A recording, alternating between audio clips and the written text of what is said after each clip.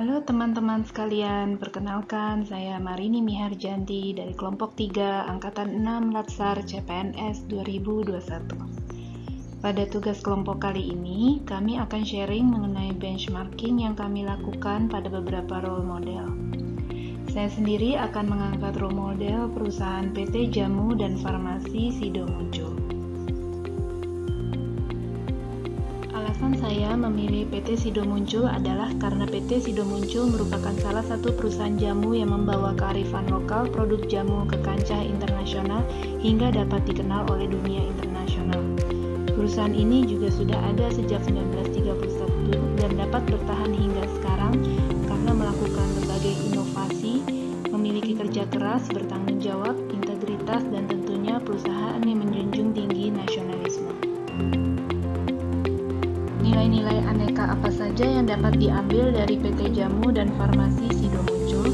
Yang pertama adalah akuntabilitas. Akuntabilitas adalah kewajiban pertanggungjawaban yang harus dicapai.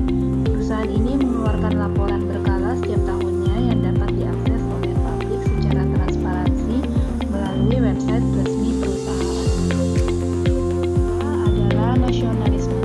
Beberapa nilai nasionalisme yang dijalankan perusahaan ini adalah menggunakan bahan baku lokal, keanekaragaman hayati Indonesia dari petani lokal sehingga meningkatkan kesejahteraan petani lokal. Selain itu, perusahaan ini juga memperhatikan limbah hasil pembuangan pabrik, di mana hasil limbah ini diolah menjadi ramah lingkungan sehingga tidak mencemarkan lingkungan dan dapat digunakan oleh masyarakat sekitar. Sido Muncul juga mendirikan agrowisata yang bertujuan untuk melindungi tanaman obat dan tanaman langka yang hampir punah. Perusahaan ini juga aktif dalam peran serta sosial, seperti menyalurkan bantuan untuk masyarakat yang membutuhkan bantuan seperti masyarakat terdampak bencana alam atau bencana kemanusiaan, pengobatan gratis, serta adanya pemberdayaan masyarakat. Nilai berikutnya adalah etika publik. Perusahaan ini menjalankan etika publik dengan baik. Hal ini terlihat dengan banyaknya penghargaan yang diperoleh. Sido Muncul menerima penghargaan program penilaian peringkat kinerja perusahaan atau PROPER pada tahun 2020 peringkat emas dari Kementerian Lingkungan Hidup dan Kehutanan. Penghargaan lain yang diterima adalah penghargaan CNBC Indonesia Award 2019 sebagai The Best Public Company Consumer Goods Sector. Berikutnya adalah komitmen mutu.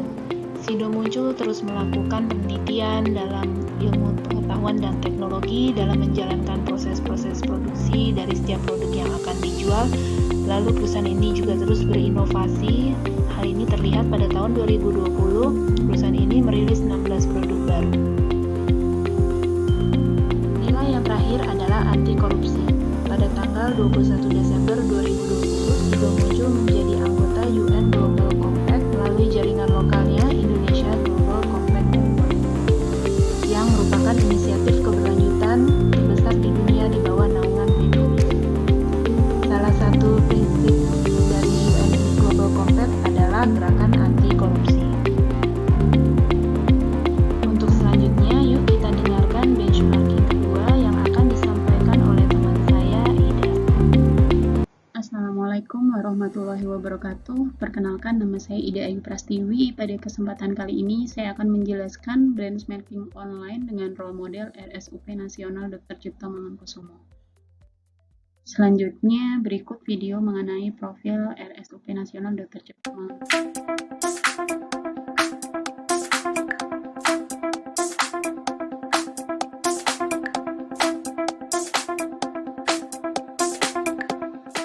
Sebagai pusat rujukan nasional, RSCM selalu mengutamakan keselamatan dan ketepatan pengobatan yang diberikan kepada seluruh pasien, yang tentu saja didukung oleh kemudahan pendaftaran berbasis online, jaminan kesehatan nasional, dan peralatan kedokteran yang mutakhir. Kami selalu berkolaborasi dan mengedepankan budaya empati, tulus, dan peduli bagi para pelanggan kami. Dengan senyum terbaik, kami akan selalu melayani. Karena saya, kita, kami peduli. RSCM menolong, memberikan yang terbaik. Selanjutnya, nilai-nilai aneka yang terdapat dalam RSCM, salah satunya nilai akuntabilitas. Di RSCM menerapkan nilai yaitu membuat rencana strategis rumah sakit sebagai pedoman, kemudian membuat kontrak kinerja dan perjanjian kinerja secara tepat waktu, transparansi menyeluruh dalam pencapaian mutu RSCM, dan disiplin waktu dalam setiap kegiatan. Untuk nasionalismenya, kita tahu sendiri bahwa RSCM merupakan rumah sakit rujukan nasional di mana melayani seluruh pasien yang datang dari berbagai daerah di Indonesia tanpa membeda-bedakan baik suku, agama, ras, jabatan, golongan, dan agama. Setiap karyawan RSCM pun dijamin kebebasannya dalam beribadah, termasuk hak mendapatkan cuti untuk merayakan hari besar agamanya masing-masing, turut serta berpartisipasi merayakan hari besar kebangsaan seperti mengikuti upacara bendera. Kemudian nilai yang ketiga, etika publik. Di sini ditandai dengan adanya kanal survei kepuasan pelanggan atau masyarakat terhadap pelayanan rumah sakit dan fasilitas websitenya juga. Di sini ditunjukkan kuesioner survei kepuasan masyarakat yang bisa diisi untuk menilai kepuasan terhadap pelayanan rumah sakit. Untuk yang keempat, komitmen mutu. Di sini dibuktikan dengan prestasi RSCM dalam memperoleh penghargaan sebagai rumah sakit dengan profil kompetensi pelayanan terbaik di BKN. Di sini dapat dilihat di website Instagram rscm.official. Selanjutnya untuk anti korupsi, nilai anti korupsi tercermin dari diperolehnya predikat zona integritas dan WBK atau wilayah bebas dari korupsi. Di sini terdapat poster yang ada di RSCM yaitu yang berisi tentang Anda memasuki zona integritas dan wilayah bebas dari korupsi, dan perlu diapresiasi juga bahwa adanya kanal pelaporan untuk dugaan tindakan korupsi termasuk gratifikasi ataupun benturan kepentingan yang merupakan pencerminan nilai anti korupsi dan etika publik.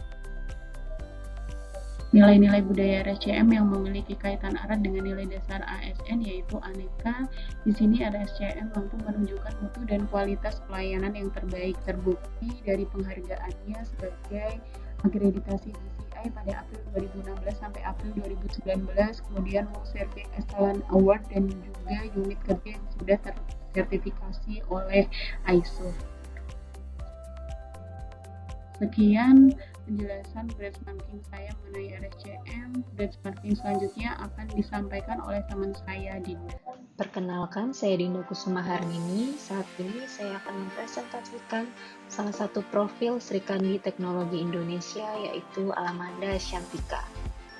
Bagi mereka yang memperhatikan perkembangan digital startup di Indonesia, nama Alamanda Shantika Santoso atau yang akrab disapa Alamanda pasti sudah tidak asing didengar. Alamanda Shantika Santoso adalah salah satu anak bangsa yang memiliki kontribusi besar dalam perkembangan teknologi di Indonesia. Media sempat menyebutnya sebagai salah satu profil Sri Kandi Teknologi di Indonesia.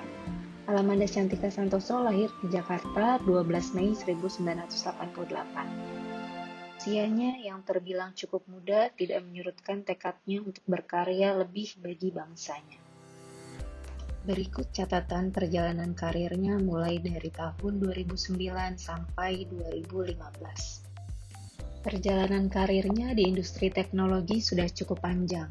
Salah satunya adalah kiprahnya di perusahaan Dekakorn Indonesia yaitu Gojek.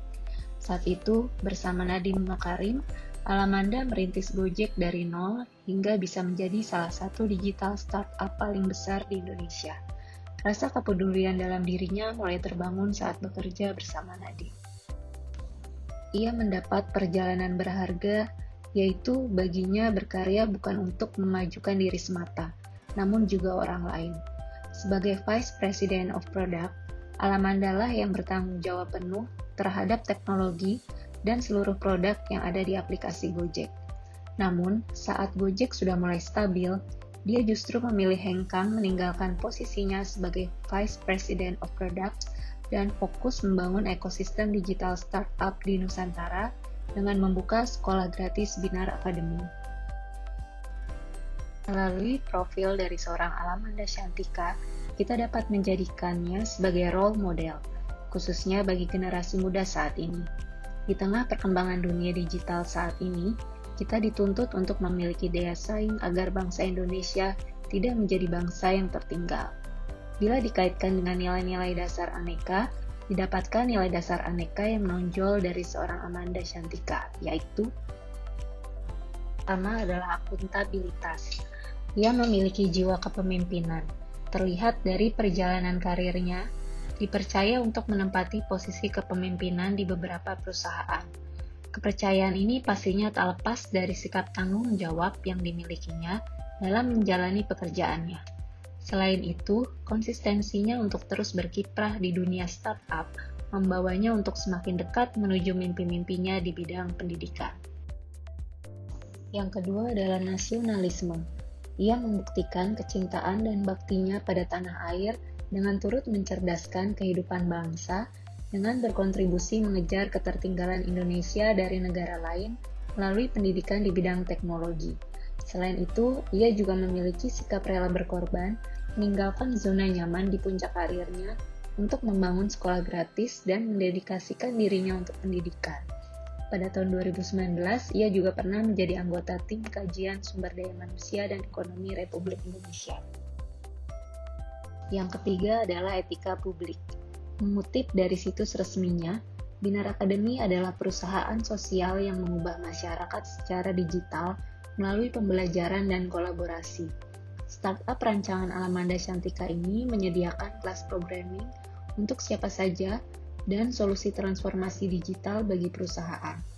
Dari misi startup yang dibuatnya secara tidak langsung, Amanda turut menciptakan lingkungan kerja yang non-diskriminatif, mengutamakan pencapaian hasil dan mendorong kinerja para muridnya untuk nantinya dapat menjalankan pekerjaan secara profesional. Selanjutnya adalah komitmen mutu. Poin Aneka yang paling menonjol dari dirinya adalah terus berinovasi. Amanda memanfaatkan teknologi dengan tujuan untuk mencapai efisiensi, sehingga pekerjaan manusia tidak menghabiskan banyak waktu dan biaya, sehingga dapat lebih meningkatkan produktivitas kinerjanya. Hal ini selaras dengan nilai komitmen mutu, yaitu menghasilkan produk atau jasa yang berkualitas tinggi, tanpa cacat, tanpa kesalahan, dan tidak ada pemborosan.